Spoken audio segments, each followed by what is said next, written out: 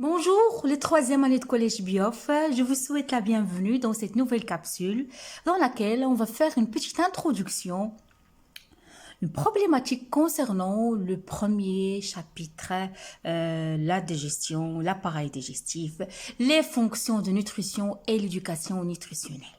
Donc, les fonctions de nutrition, وظائف الاقتيات والتربية الغذائية. C'est l'unité 1. Donc, comme vous le savez déjà, mes chers étudiants, les cellules de notre organisme, ils ont besoin continuellement, d'une part, de se nourrir et de respirer. OK? Se nourrir et de respirer et d'autre part, d'éliminer leurs déchets. Donc, cette fonction, elle est assurée par les appareils digestifs.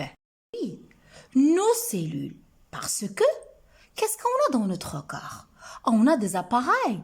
On a un appareil digestif, on a un appareil respiratoire, on a un appareil circulatoire.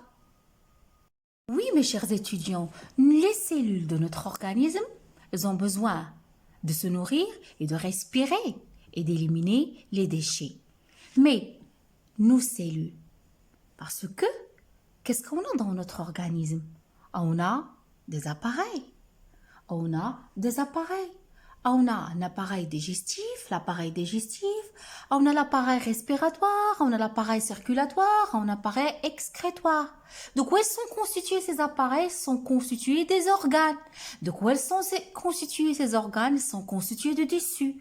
De quoi elles sont constitués ces tissus? Sont constitués de cellules. La plus petite unité structurale dans notre organisme, c'est la cellule. Oui, mes chers étudiants, les cellules de notre corps. Donc, ils ont besoin de manger, c'est-à-dire de se nourrir, de respirer et d'éliminer ces déchets. Par quoi ils sont assurés tout ça? Par les appareils que je viens de citer. On va commencer notre chapitre par première fonction assurée par nos cellules digestives, c'est la digestion. On se pose tant de questions. Comment le corps humain assure-t-il les besoins de ses cellules et élimine leurs déchets? Donc, comment notre corps, notre organisme, il fait ça? D'une manière, il assure ses besoins en nutriments, en oxygène et aussi comment il va éliminer ses déchets. Les déchets, que ce soit le résultat de la digestion, bien les déchets tels que le dioxyde de carbone. On verra ça.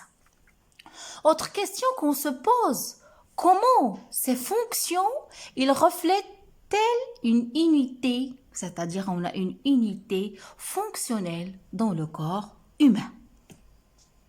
Vous voyez très bien, je me suis grandi la photo pour vous. C'est quoi ça? Ce sont nos intestins, c'est le gros intestin. Ça c'est quoi en rouge? Ce sont les globules rouges. Donc une très belle photo que j'ai partagée avec vous. Donc tous ensemble, on va découvrir comment fonctionne notre appareil digestif, notre appareil respiratoire, notre appareil circulatoire et notre appareil excrétoire.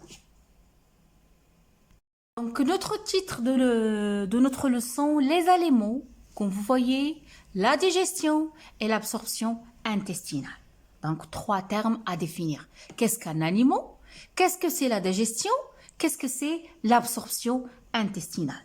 Parce que, si vous voyez très bien, les aliments ingérés par l'homme, ils sont souvent composés. On pose des aliments, on mange des aliments composés.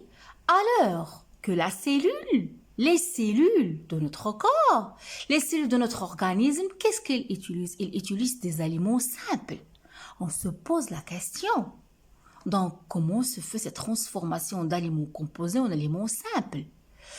De quoi sont constitués les aliments? Comment les aliments sont-ils transformés dans le tube digestif?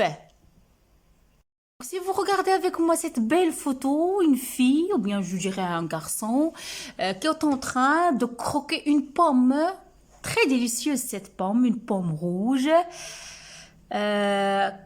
qui est un fruit. qui est un aliment. De quoi il est composé cette pomme-là, il est composé de plusieurs aliments. Il est composé de plusieurs aliments simples qu'on va découvrir tous ensemble. Donc, vu que ce chapitre-là, mes chers étudiants, les 3e année de collège BIOF, il est un petit peu long, donc je l'ai partagé sous forme de fiche. Donc, je vous donne le plan du chapitre qu'on va suivre pour vous faciliter la tâche un petit peu. Dans la fiche 1, on va tous, à travers des expériences réalisées au laboratoire, découvrir, mettre en évidence la composition chimique des aliments. À titre d'exemple, on va prendre l'aliment du lait et le pain pour les comparer. De quoi il est composé le pain, de quoi il est composé le lait. Aussi, on va étudier l'appareil digestif. L'organisation de l'appareil digestif. De quoi il est composé l'appareil digestif? Quels sont les organes qui se trouvent au niveau de l'appareil digestif? Quelle est la différence entre l'appareil digestif et le tube digestif? Aussi, une première étape qu'on va étudier, le processus de la digestion buccale, c'est-à-dire la digestion au niveau de la bouche.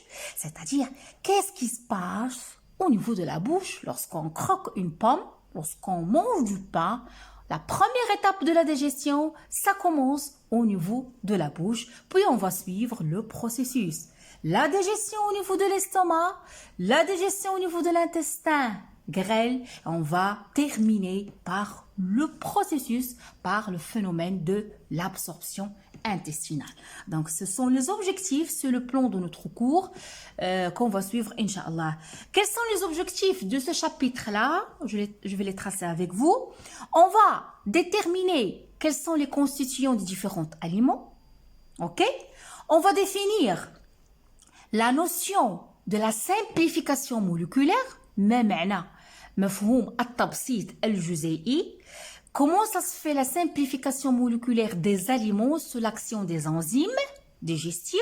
C'est-à-dire, qu'est-ce que c'est la simplification moléculaire? Qu'est-ce que c'est les enzymes? Quels sont les critères des enzymes? Aussi, on va développer tous ensemble la notion de l'absorption intestinale. ما معنى ظاهرة الامتصاص المعوي. Et on va montrer l'adaptation de l'appareil digestif à ses fonctions de digestion et d'absorption.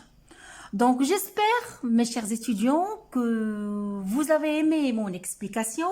Tout va bien, vous n'avez pas de problème. Jusqu'à là, c'est